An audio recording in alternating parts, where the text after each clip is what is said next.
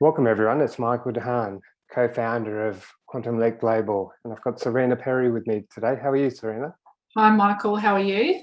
Really good, really good. That's good. I connected with you, Serena, I'm going to say not that long ago, but there's just such an alignment with what we're doing for our clients in regard to that sort of women's empowerment and I suppose using their voice and visibility. And I connected with you, you do retreats, you do a lot of work with women to, I suppose, realise their full potential. So there's just such an alignment, and we're about sort of igniting human potential as well. So we sort of started talking and saying, well, how do we work together? We talked about retreats and sort of workshops to empower women. And then you shared with me, I think last week, around your sort of backstory, which I'm really looking forward to sharing. You shared with me also you're an open book. So Yep. Happy to share anything. Which is great. So this is Could be dangerous, but we'll see how it goes. And this is a storytelling side, so I'm really grateful for you to be part of this series. It does allow women to hear your story and sort of maybe see themselves in some of those areas and see that light, or just get some sort of tips or ideas from you on, what they can do, as opposed to maybe going down that full pathway that you did. So again, I'm grateful for you to sort of give us that sort of guidance and telling your story. I thought just to get to know you, for that everyone to get to know you, I might just sort of dig a bit deep just about your personal life, or just things about you sort of personally, how you were brought up, and then we'll look at what you're doing and go from there. Gosh, where to start, hey? How long do we have? Yeah, it's funny what you said, because it really, I spoke to a woman just yesterday actually and said, oh, isn't it beautiful that you share your journey with us all? And she said it's a really great way of us being able to reflect on our own journeys and hopefully then avoid the pain of not making those same decisions through seeing, I guess, reflecting on their own journey compared to what may have happened to me in the past, and looking at it now, it's a really beautiful way of being able to turn I guess challenges and situations for me growing up that were challenging or painful, and turn them into a positive in a way that I can now empower and support other people. And a big thing too with a lot of the women I'm speaking to, and it's so great that you're doing these, because so many women feel so alone. And just 3 women I spoke to yesterday said that exact thing. They said, well, I really need to come to an event because I feel like it's the only safe space for me to be around other women that I can actually be myself with, who I can actually share things about myself that I feel like other women will just judge me for. I feel like I don't have a support network, or the people that I do have in my life don't really understand me. I don't really understand myself. So I think the work that we're doing is so important for that, because it's really so critical, especially at the moment, for other women to realize there are other people who have been there and come out the other side, or do understand where they're coming from, or the pain that they're in, and that there is actually hope for something better on the other side of that. So with my personal journey, I guess I had what you would say would be quite a challenging childhood. I have always underplayed that quite a lot, because I always turn that around and go, oh, but who am I to sort of look at that as a challenge, when there are so many other people that have it worse off than I do, or there's, starving people on the other side of the world and all that sort of stuff. And I think for many years that actually meant that I wasn't allowing myself to actually process and feel the experiences, because I would just like put up this wall of, oh, well, who am I to complain when there's other people in a worse off situation than I am? But now I realize that in sharing that and processing it and actually feeling it allows me to help other people on a much deeper level. Because a lot of the people that I work with, a lot of the women I work with are currently in those situations. So probably had chronic anxiety. Looking back, I didn't know I really had it at the time, but looking back probably for about 20 years, there were situations I was in when I was growing up, or when I was a teenager, that I didn't really understand what was happening for me at the time, or were difficult or painful experiences that Yeah, as a teenager, there was so much going on being in our teenage years that it was very hard for me to have an understanding about what that even was. And at the time, I had a parent who was an alcoholic and very so my both of my parents actually died at a young age from lifestyle related issues. Yeah. So my dad from a massive heart attack, and then my mum, who then was a single parent, was an alcoholic and had died shortly after that. So it was really difficult for me to be in that environment growing up and having all these things happen and all these feelings and emotions come up, and not, one, understand what was happening for me, how to deal with it, but two, is having any sort of support network around me for any role model or parenting figure who could actually help me through those times, I guess, which led to probably the 20 years of chronic anxiety and depression after that. But yeah, I think it was really difficult for me because I felt quite misunderstood and alone for a lot of my years growing up. I didn't really feel like my parents ever understood me or tried to understand me. So I always felt like the black sheep of the family, I guess, where I was always different to everybody else. And I hated that about myself when I was younger, because I didn't actually know that, I didn't actually understand that or know that could actually be a good thing.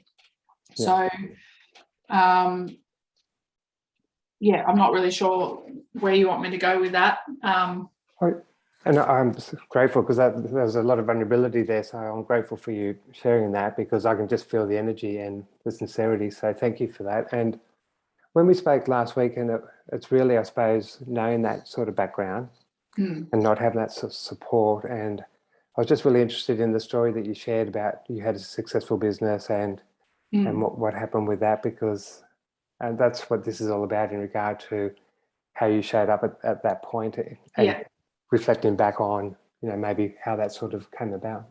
Yeah, it's quite interesting actually, because I just posted about this today, because I was sitting with a lot of the separation and sadness and pain that's around at the moment. There's a real heaviness, a collective heaviness with all the stuff that's going on.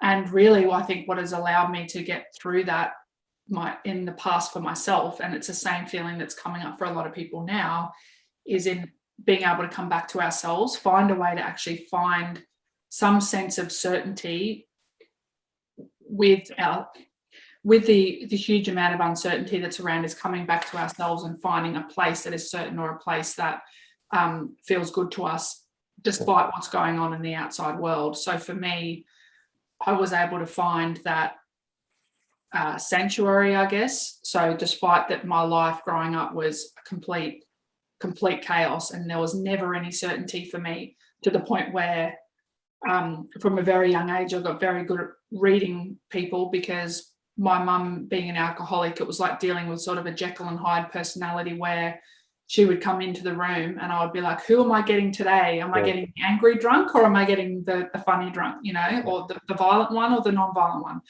So I got very good at reading situations and people, and getting good at being able to come back to a place that I was able to find peace in amongst all of the other stuff that was going on for me.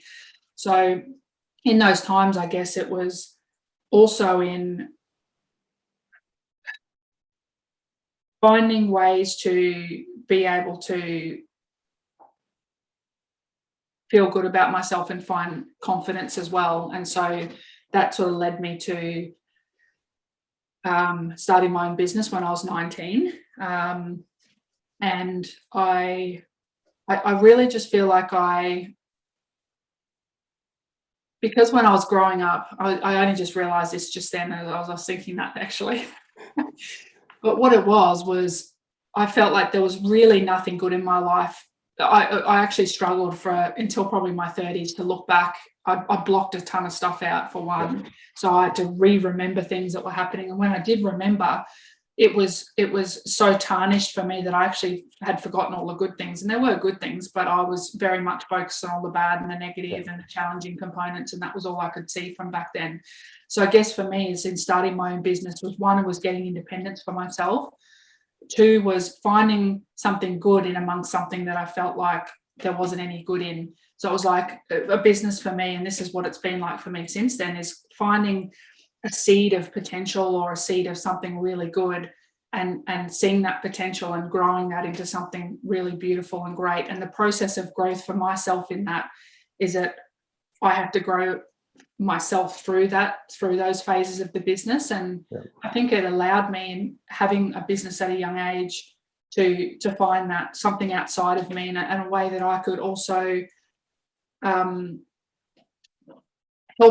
support other people from a young age, when, to be honest, I didn't know even how to support myself, but I found a way to be able to look externally at that time to find other things and other ways that I could find, I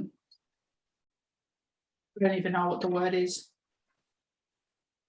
to just find something good in an otherwise not so good situation, I guess. Yeah.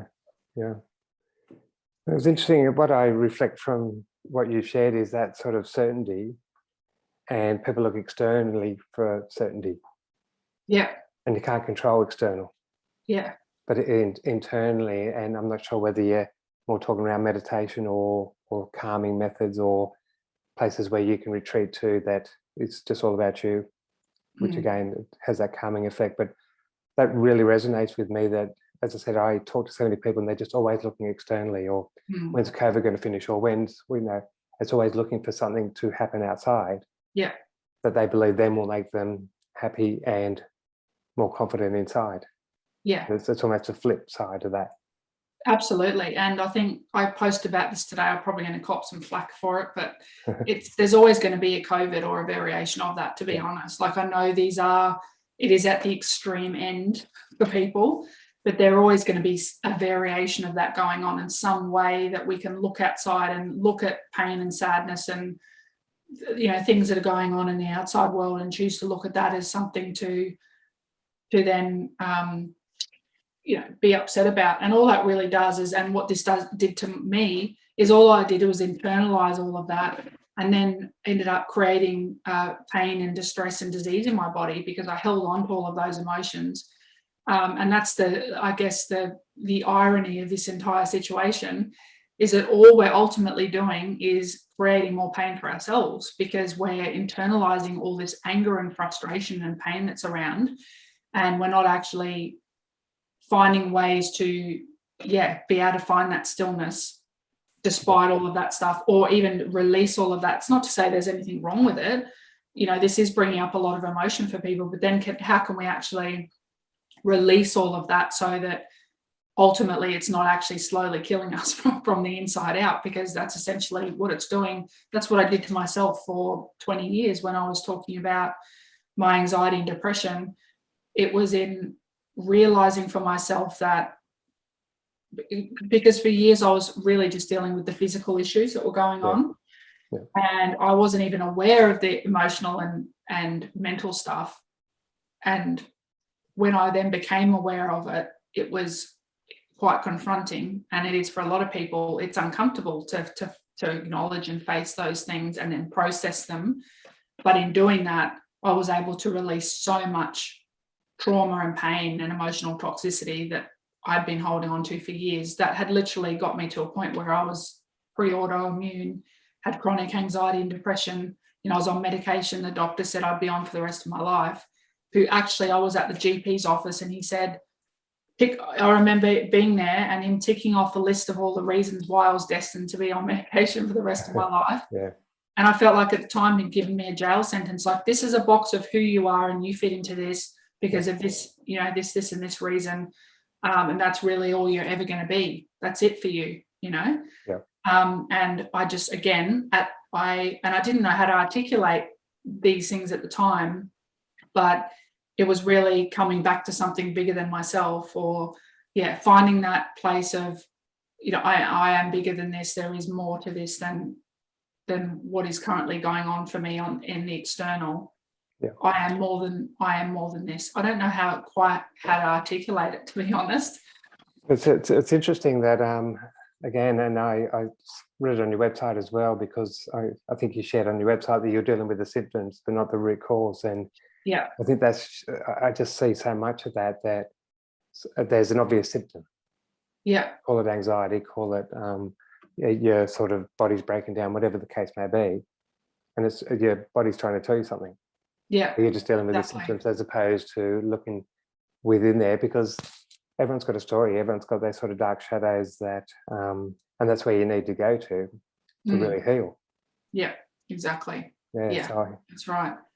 So I appreciate it. I mean, that's just a great way to look at it, and thank you for sharing, I suppose, your journey, where you were, and then, as I said, looking within to, create that sort of different journey coming out, and not accepting the medical world in regard to that's the box you're in, and so be it. So and that's empowerment in my. Yeah, I think there is a place for everything. I really feel like I've just figured out how to articulate it. And I don't know, I didn't think of this before, because this is what I tell women all the time, but it's really hard when it's yourself. Yeah. And that's that it's really about coming back to a place where you feel that inner knowing and strong sense of self that you know the right decisions for you, and that at any point, no matter what's going on in the external world, you can come back and go, how does that feel for me? Do I feel like that's the right decision for me or the right path for me? Yes or no? And then making a decision from that place.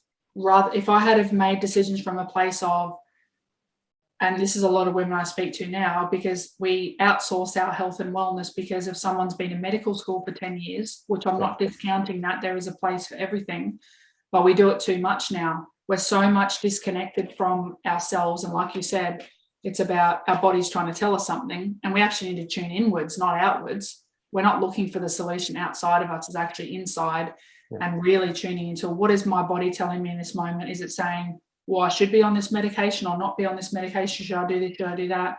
And I think that's where the disconnect is, because women come to me lost and confused and wanting to make a change, but they just don't know how, because there's a sea of information out there and nobody knows what's right for them.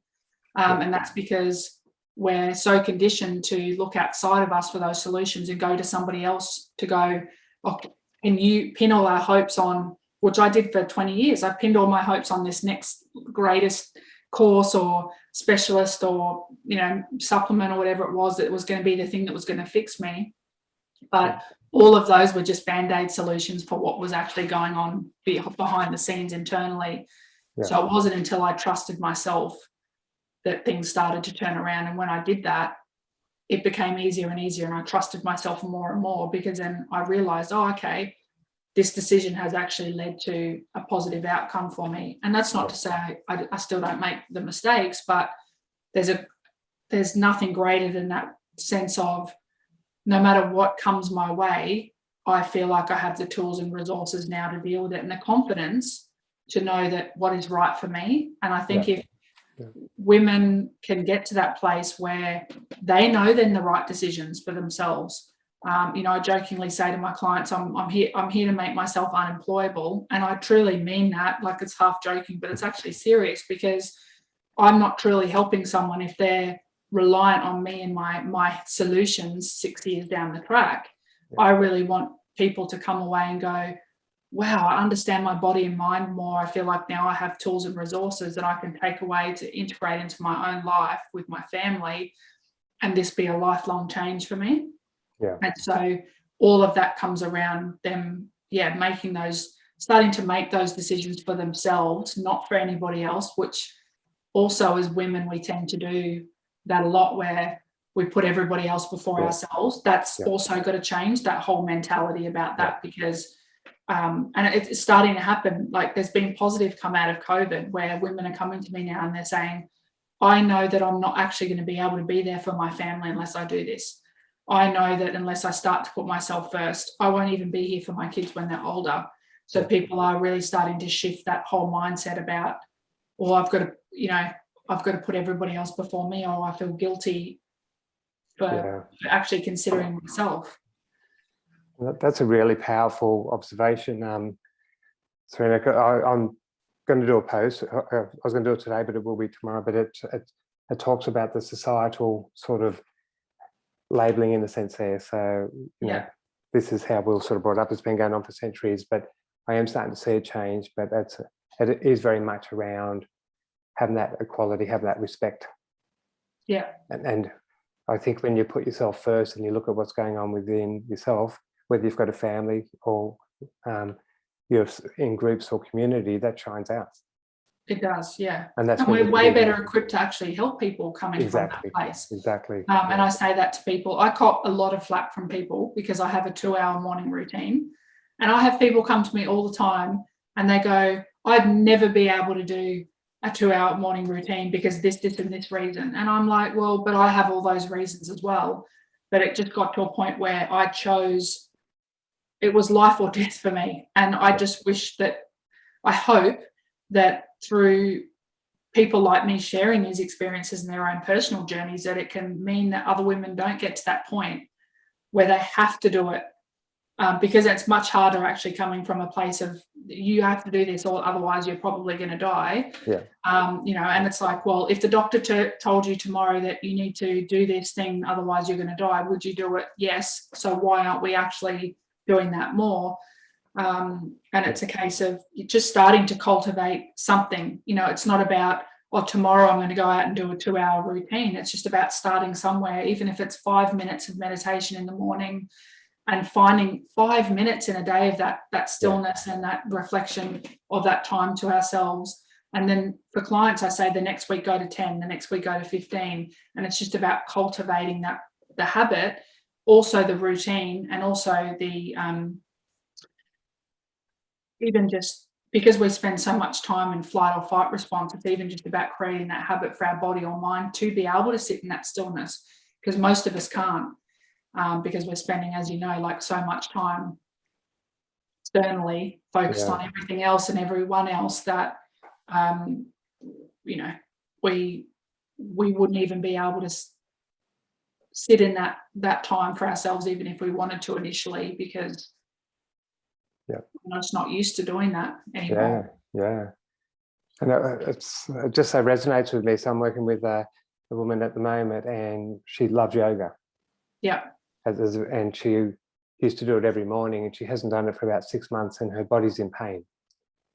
And she knows that she can go and do yoga, and that'll reduce the pain. It'll bring her back into alignment.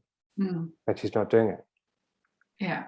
So, and when we looked at the emotional side there, it's really, in her words, I'm being a bully to myself. Yeah. I'm allowing myself to stay in pain. And then we actually said, well, what do we need to do to change that? And so each morning she's got to check in with me that she's done her yoga, because she loves that. Yeah. She's got a hot bath outside. So she's just got this routine that when she goes down that pathway and it becomes a habit, it just creates this perfect day for her. Absolutely. And that has a flow and effect out there. Exactly. Yeah. I was interested in just see whether you could give some tips or guidance, because you talked about that instinct. And I think a lot of people in sort of today's society, they either don't trust their instinct, don't even know it's there, or don't know how to tap into it. But my view is that your instinct's pretty well always right. Yeah. So what would be, for a young woman sort of watching this, listening to this, what would be some sort of tips or strategies that they can start to understand whether their instincts, or listen to it, or go internally to trust it? Yeah, that's a great question. That's the thing that really I grappled with for years, because I didn't trust it, and I would often think, is this fear talking now, or is this my intuition? And I'd sit there and be in my head, and I'm like, I could have just made the decision half an hour ago, made 2 other decisions, in that time, and actually have gotten further than just sitting in with the problem and second guessing myself, the whole time. But it was really about, for me, it's about finding that stillness in the chaos. So the meditation is probably the number one thing it saved my life, really, because it allowed me to find that stillness no matter what is going on in my life, to be able to come back to myself. And it also allows me to, it really feels to me like it's a daily purging of the stuff, because what we often do is have experiences throughout the day that we then take on physically, emotionally, mentally, and then at the end of the day we're not actually letting those go, and then the next day more is stacking on, the next day more stacking on. So each day it's almost like a cleanse for me, where the meditation allows me to let go of the things that were bothering me, either an argument I had with someone, or beating myself up about something else.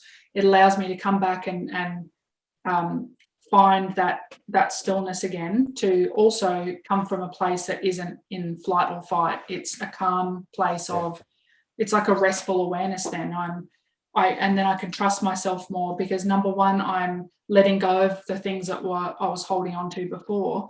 But number two, it's also then that I trust the intuition more, because I can feel it more, and I'm able to then come back to my center and trust what it is that I'm feeling, and know that it's not fear or anxiety or stress that is actually what's happening for me at that time. And it's also a case of cultivating that over time. So then the more that I did that for myself, the more that I was able to trust myself. So it's then creating enough space for ourselves that we can cultivate that habit. And then over time, that also increases self-love, which that's a whole nother separate topic. That also relates to it, is finding enough love for ourselves that we do take that time for ourselves. And that, in finding that way to love ourselves, that also gives us more confidence in the decisions we make in those moments, and our intuition, and knowing what's right for us. So it's it really just snowballs from there. I think it's also is finding the two things specifically in what I do that might relate to this is getting to a point also where women are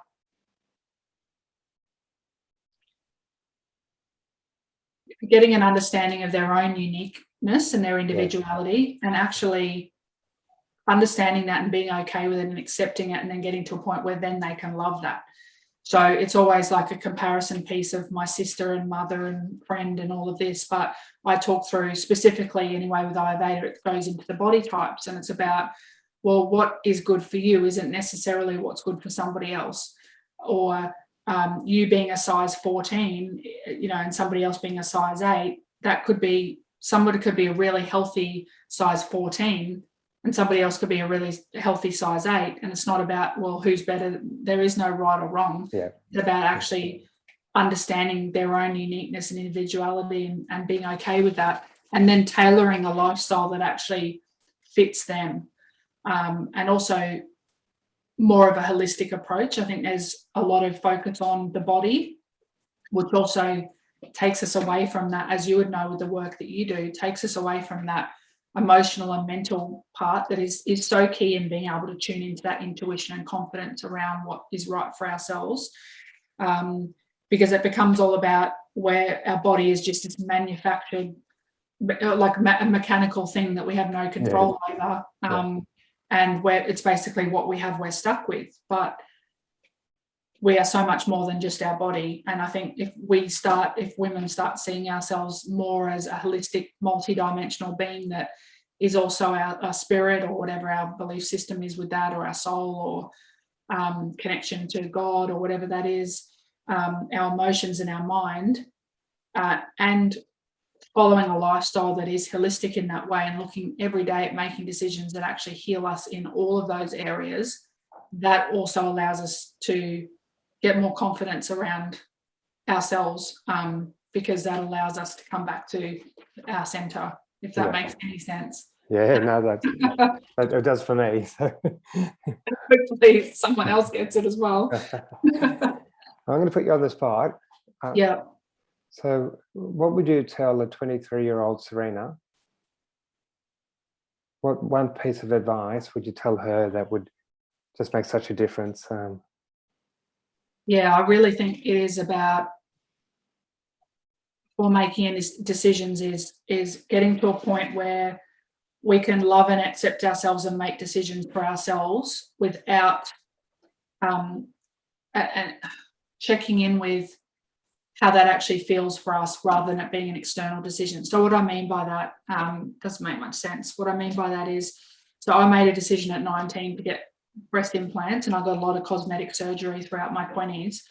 So they were decisions I made externally from a place of really masking what was underneath all of that. And instead of looking deeper, I chose to try and mask that by making myself better or prettier, more beautiful, in external ways. Yeah. So, and looking back, I could liken that the same thing with a lot of other decisions I made, whether it was things that I bought or cosmetic surgery. It all was me looking for external validation because I was lacking confidence in myself and not really looking deeper at who I was, what it was that I wanted, and what was actually right for me.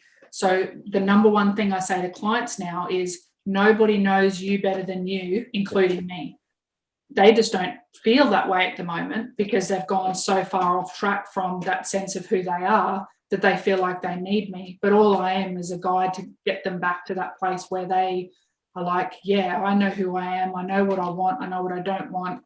And no one else can impact me in that way unless I let them.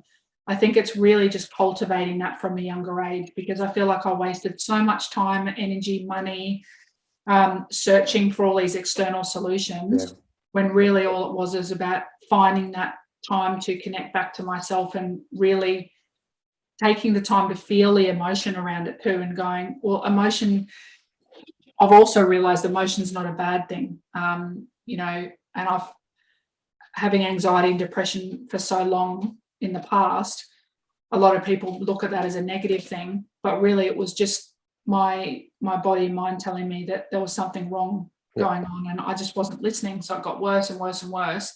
Instead of me taking a bit of time and space to go, okay, well, what is it that I'm actually feeling here? Because there's something's not right, and trusting that rather than a doctor telling me this is what's right for you, and me going, okay, then. And then basing my whole life and my future decisions on what other people were telling me what was right for me. And the more I did that, the more I actually got off track with my life. And then it took me 20 years to undo all of that to finally get back to a place that was right for me. And so I feel like that is so important for women. We would save so much time, effort. Yeah. And I know we're working on a retreat together, a project, and I'm back. all good. Yep, sorry about that. I think that's right. So I know that. So again, thanks for sharing that. And I know that we're working on a retreat. It's certainly around that sort of women's empowerment, and it's very much around Project You, which I just love that sort of phrase, that sort of collaboration. And I think it's a gift. It's an opportunity, as you said, for women to come together in a very trusted space and learn those skills, those inner skills, where they can leave. And you talked about your journey. It sort of took about 20 years, and then you had to go and rewind and sort of unlearn everything, plug in new programs. And so I think it's just a great opportunity for women not have to go through that length of time. Absolutely. And maybe make those sort of changes and live that life instinctively, live that life with that sort of confidence, and making decisions that are, I suppose, all about them, which is great, because that'll flow into other areas. Yeah, absolutely. And I think I probably spent, I worked it out once, but I think it was about $250,000 on personal development. Not to say that it wasn't worthwhile, but it's kind of like my my university degree, I guess. As my knowledge and learning and skills that I gained through all of that. And I'd love it if other women didn't have to spend that amount of money to get to a point that if I can help them to shortcut that. And it's really just about getting back to a place that they know what's right for them over and above what anyone else, including us, is telling them. And it's just about creating enough of that space for that, which we can do in a retreat environment, because that's the most powerful way of doing it, because one, I feel like it creates enough space for people outside of the busyness of family commitments and work to actually then focus inwardly in themselves and go, okay, I've actually got a second here. How am I feeling at the moment? What do I want for my life? How can I actually get clarity around what I want for myself moving forward? Who am I, and what am I passionate about? So many women don't even think about that anymore because they're so caught up in the day-to-day of their kids and partners and friends. That is powerful in itself, because it really allows them to shift that perspective, but then also gives them the tools and resources that they can then take home, I guess, isn't it, to then make it a sustained change, rather than something they go away for 4 days and make some changes, but then because they haven't actually created that mindset shift, they just go back home to life as normal. You slip back into the old habits. Exactly. So I just want to say thank you for being a part of this series. You said you're an open book, and you were. There's so much more that I didn't even talk about. But. No, well, that's and I think that's the part of it. But I just think you've just shared so much, and it's going to really resonate with younger women that are sort of going down that pathway and looking externally. And there's just so much value there that you shared. So thank you. Again, I think you've added so much value to the series. So thank you for that. You're welcome. And look forward to sort of seeing the more work that you're doing around this, supporting women. That's very exciting. So I appreciate the work you're doing there as well. Thanks, Michael.